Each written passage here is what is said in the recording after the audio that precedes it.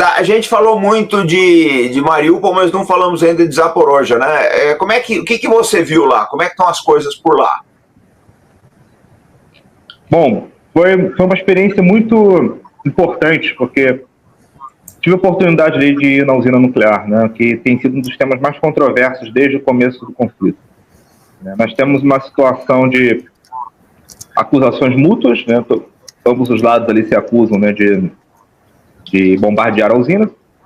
Porém, o que eu vou falar aqui, sinceramente, não é uma questão propagandística, é algo público, qualquer um pode verificar isso. É apenas o lado russo que abre a usina, abre o acesso à usina e às regiões próximas para observações internacionais. Né? Claro, a usina está sob controle russo, sim, mas a Ucrânia não abre nenhum tipo de observação internacional para as regiões próximas. E já foi até tema, inclusive, de pronunciamento do próprio Rafael Grossi, né, presidente da Agência Internacional de Energia Atômica, que não há armas russas ao redor da usina capazes ali de fazer os ataques, né, que estão acontecendo. É claro que isso não se traduz, no âmbito da ONU, em uma acusação formal à Ucrânia. Isso, o nível de ocidentalização das instituições internacionais, né, não permite que a ONU formalize uma acusação contra a Ucrânia, sanções, resoluções, né, punitivas, coercitivas. Porém, já foi ali feita uma acusação tácita, né, no sentido de que se não há responsabilidade russa por esses ataques, quem pode estar atacando a usina? E, enfim, eu tive ali a honra de ser um dos jornalistas convidados a visitar a usina nessa semana passada. Fui ali todas as... Foi uma viagem, passeio bem longo, né? Fomos ali em todas as principais instalações da usina, visitamos os reatores, etc.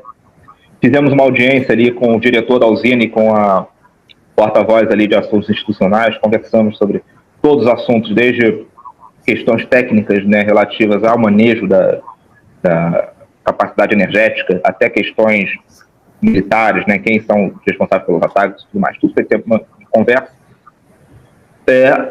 Os funcionários da usina têm uma prática bastante interessante, né, de conservar ali, mostrar os locais do ataque de uma forma bem conservada, ali, onde foi atacado, e os destroços dos mísseis e drones eles mantêm no mesmo local para preservar ali, né, entre aspas, a perícia, né, de como aconteceram os ataques, mostrar que os destroços não são de armas russas.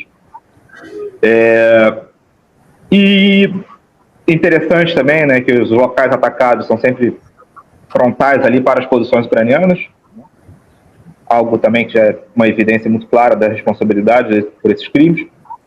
E o mais interessante de tudo foi perceber, né, que não há uma possibilidade muito... Não é muito plausível, né, que esses ataques tenham uma capacidade de gerar vazamento radioativo. Isso, de certa forma, é bastante acalentador, né? A gente, obviamente, fica mais seguro de saber que esses ataques não gerarão uma tragédia nuclear. Porém, isso nos traz reflexões sobre os motivos pelos quais esses ataques acontecem.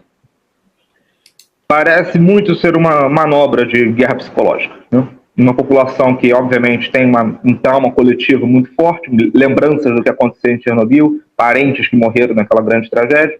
Você começa a atacar uma usina nuclear, você começa a tentar fomentar naquela população sentimentos de pânico, de desespero, né? Fazer com que o povo local pressione o governo russo a parar a operação para que os ataques automaticamente cessem. Isso não tem acontecido na prática, né? Isso tem sido uma tentativa fracassada, né? Porque quanto mais são atacados, mais os russos apoiam a operação. Porém, que há medo entre eles, né? Há medo, mas o que nós vimos ali, né? Os funcionários nos contaram, que nós pudemos ver ali nos reatores, etc., uma estrutura muito segura, né? Há uma grande proteção anti-drones nos reatores e, além disso, tem uma estrutura, né, de matriótica, né, proteção por proteção, muito, ainda que a barreira anti-drone seja derrubada, ainda que os drones não sejam abatidos ou desviados por guerra eletrônica, ainda que eles cheguem ao local, tem uma barreira de proteção, ainda que ultrapasse a barreira de proteção, tem uma estrutura muito forte que impede qualquer tipo de vazamento. Então é muito difícil, né, que os ataques sejam efetivos a ponto de gerar vazamento. Porém, uma coisa é uma expedição jornalística, conversando com funcionários técnicos, trazendo informações do ponto de vista científico, etc. Outra coisa é o que a população comum pensa, né, quando vê bombardeios na usina nuclear diariamente. Então, assim, é muito difícil controlar o medo nas pessoas. Mas o fato da operação militar especial ser tão popular nas novas regiões, né, do apoio ao governo russo ser tão claro ali, né, até pelos índices das últimas eleições, etc., a gente pode atestar isso, mostra que, apesar do medo e do pânico, a população não está se voltando contra a Rússia. Nisso os ucranianos têm fracassado.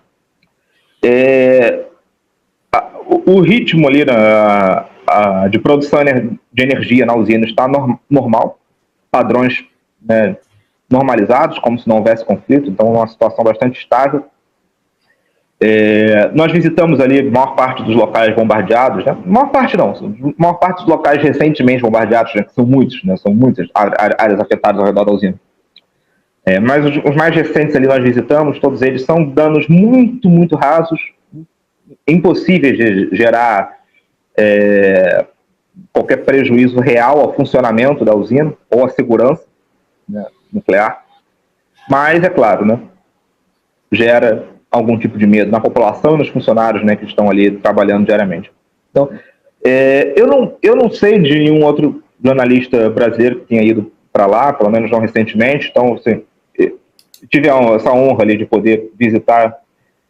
É a maior usina nuclear da Europa, né, e é um dos pontos mais sensíveis do conflito. Então, pude ver ali no terreno, em primeira mão, né, como está a situação, e apenas reforçou convicções que eu já tinha antes, né, eu já venho escrevendo sobre os Zaporozhye há muito tempo, sobre a situação na usina, então o que eu vi ali apenas reforçou o que eu já tinha pré-concebido. Mas foi uma experiência muito, muito boa, muito gratificante.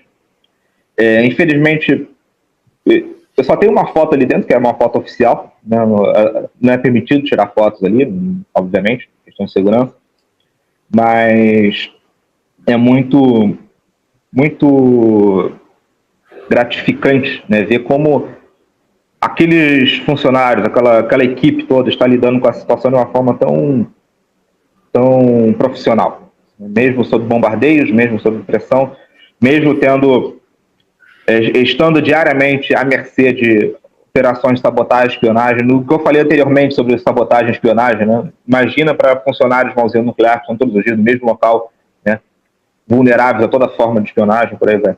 E mesmo assim, mesmo diante de todas essas dificuldades, a usina não diminuiu em nada a sua produção.